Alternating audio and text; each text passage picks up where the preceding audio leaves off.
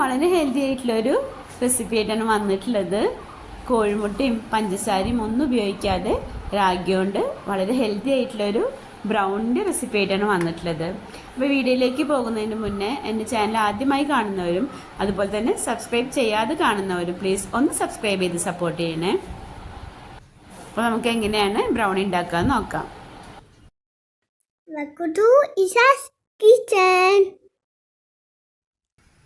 Ragi brownie ഉണ്ടാക്കാൻ വേണ്ടി ഞാനിവിടെ 1/2 കപ്പ് തൈര് എടുത്തിട്ടുണ്ട്, പിന്നെ 1/2 കപ്പ് ശർക്കര പൊടി എടുത്തിട്ടുണ്ട്, പിന്നെ ബട്ടർ 2 ടേബിൾ സ്പൂണ്, പിന്നെ 1 ടീസ്പൂൺ വാനില എസൻസ്, പിന്നെ റാഗി 1 കപ്പാണ് എടുത്തിട്ടുള്ളത്, പിന്നെ കൊക്കോ പൗഡർ 3 ടേബിൾ സ്പൂണ്, പിന്നെ ബേക്കിംഗ് സോഡ 1/4 ടീസ്പൂണും ബേക്കിംഗ് പൗഡർ 1/2 ടീസ്പൂൺ എടുത്തിട്ടുള്ളത്. പിന്നെ ഒരു ബൗളിലേക്ക് നമ്മൾ എടുത്തിട്ടുള്ള ശർക്കരയുടെ പൊടിയും തൈരും കൂടി ആ ശർക്കരയുടെ പൊടി അലിയുന്നവരെ നന്നായി ഒന്ന് മിക്സ് ചെയ്യാം. ഇത് നമുക്ക് വളരെ ഈസി ആയിട്ട് ഉണ്ടാക്കിയെടുക്കാവുന്ന ഒരു റെസിപ്പിയാണ്. പിന്നെ ഇതിലേക്ക് 1.5 ടേബിൾ സ്പൂൺ പാലും പിന്നെ കുറച്ച് ചോക്ലേറ്റ് ചിപ്സും കുറച്ച് കാഷ്യൂ നട്ടും എടുത്തിട്ടുണ്ട്. ഞാൻ പറയാൻ വിട്ടുപോയതാണ്.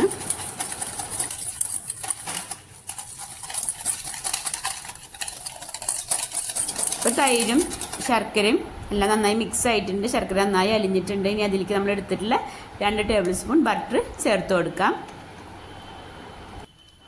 ഇനി ബട്ടർ കൂടി ചേർത്തതിന് ശേഷം നമുക്ക് നന്നായി ഒന്ന് മിക്സ് ചെയ്യാം.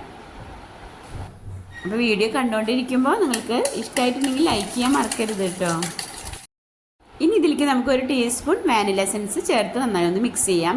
ഇവിടെ എനിക്കൊരു അബദ്ധം പറ്റിയതാണ് കേട്ടോ. ഞാൻ തൈര് ചെറിയ തണുപ്പുണ്ടായിരുന്നു, അപ്പോൾ അതുകൊണ്ടാണ് ബട്ടർ ഇങ്ങനെ ഫുൾ അരിയാതെ ചെറിയ കട്ടായിട്ട് നിൽക്കുന്നത്. അപ്പോൾ നിങ്ങൾ എടുക്കുമ്പോൾ എപ്പോഴും റൂം ടെമ്പറേച്ചറിലുള്ള തൈര് എടുക്കാൻ ശ്രദ്ധിക്കണം കേട്ടോ. ഇനി നമ്മൾ എടുത്തിട്ടുള്ള ഡ്രൈ ഇൻഗ്രീഡിയൻസ് ഒന്ന് അരിച്ചിട്ട് നമുക്ക് അതിലേക്ക് ചേർത്ത് കൊടുക്കാം. അപ്പോൾ ഞാൻ അരിപ്പയിലേക്ക് നമ്മൾ എടുത്തിട്ടുള്ള റാഗി പൗഡറും അതുപോലെ കൊക്കോ പൗഡറും ബേക്കിംഗ് സോഡയും ബേക്കിംഗ് പൗഡറും ചേർത്ത് കൊടുക്കുകയാണ്.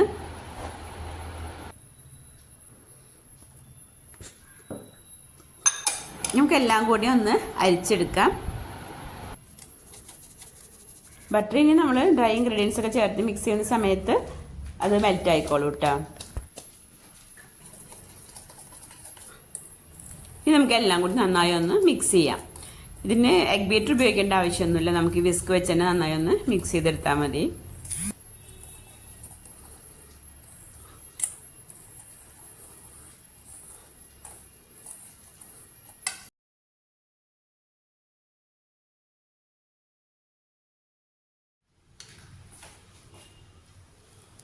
ഇനി ഞാനിവിടെ 1.5 ടേബിൾ സ്പൂൺ പാലെടുത്തിട്ടുണ്ട്, അതും കൂടി അതിലേക്ക് ചേർത്ത് കൊടുക്കുകയാണ്. ഇനി നമുക്കൊന്നും കൂടി മിക്സ് ചെയ്യാം.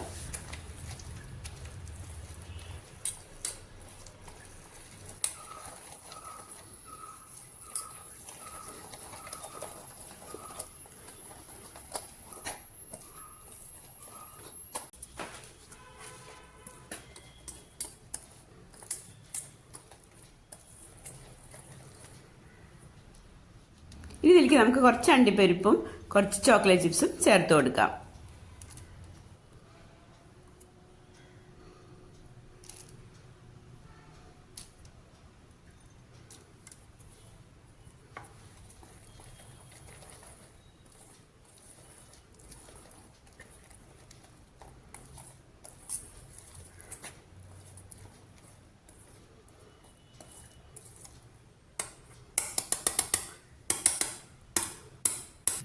ഇപ്പോൾ എല്ലാം നന്നായി മിക്സ് ആയിട്ടുണ്ട്. ഇനി നമുക്കതോടെ മാറ്റി വയ്ക്കാം.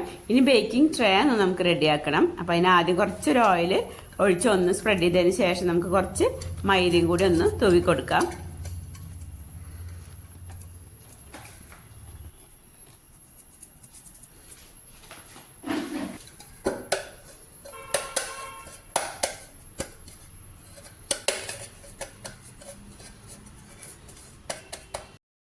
ഇനി നമുക്ക് ട്രേയിലേക്ക് ഒരു പീസ് ബട്ടർ പേപ്പർ വെച്ച് കൊടുക്കാം. ബട്ടർ പേപ്പർ ഞാൻ എടുത്തത് കുറച്ച് വലിപ്പം കൂടിയിട്ട്, അതുകൊണ്ടാണ് അതിങ്ങനെ ചുളിഞ്ഞ് നിൽക്കുന്നത്.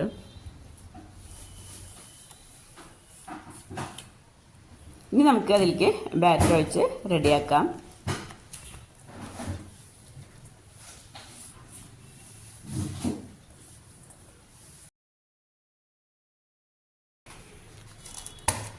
ഇപ്പോൾ പലർക്കും മൈദയും ഗോതമ്പൊക്കെ അലർജി ഉണ്ടാക്കുന്നുണ്ട്. അപ്പം അങ്ങനെ ഗ്ലൂട്ടൻ അലർജി ഉള്ളവർക്ക് ഉണ്ടാക്കാൻ പറ്റിയ നല്ലൊരു റെസിപ്പിയാണ് കേട്ടോ ഇത്.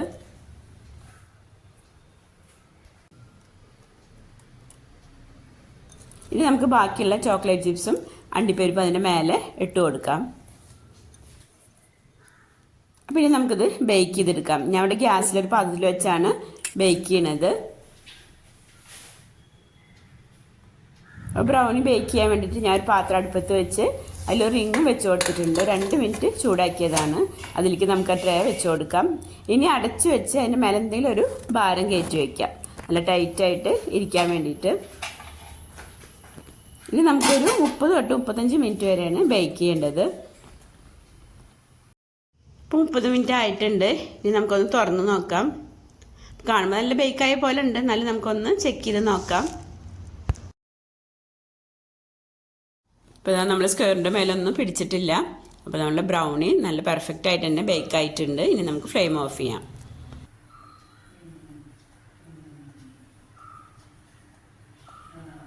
ഞാൻ 2 മിനിറ്റ് ഹൈ ഫ്ലെയിമിൽ വെച്ചതിന് ശേഷം പിന്നെ ലോ ഫ്ലെയിമിലാണ് കേട്ടോ ബേക്ക് ചെയ്തിട്ടുള്ളത്. ഇനി നമുക്ക് ട്രേയിൽ നിന്ന് മാറ്റിയത് ചൂടാറിയതിന് ശേഷമാണ് കട്ട് ചെയ്യേണ്ടത്. ഞാനിപ്പോൾ ആ ചൂട്ടിൽ തന്നെ കട്ട് ചെയ്യാണ്.